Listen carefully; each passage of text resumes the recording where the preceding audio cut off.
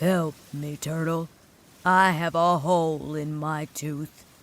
Do you know of a forest animal who can help me? You sure need help, Crocodile.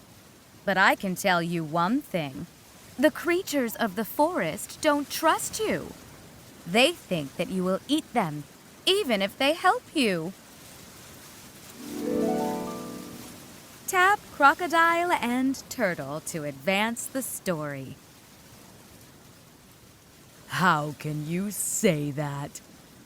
I would never hurt anyone who could take away this terrible pain.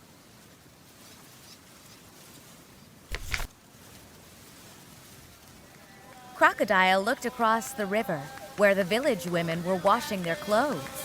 He watched a woman clean her teeth with the soft tip of a branch. How I wish I could hold a branch like that. Then I would be able to clean my own teeth, He cried.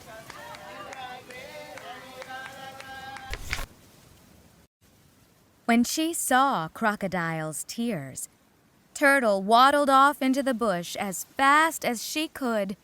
She was determined to find an animal who would agree to help Crocodile. First, she asked Leopard. Oh, wise turtle.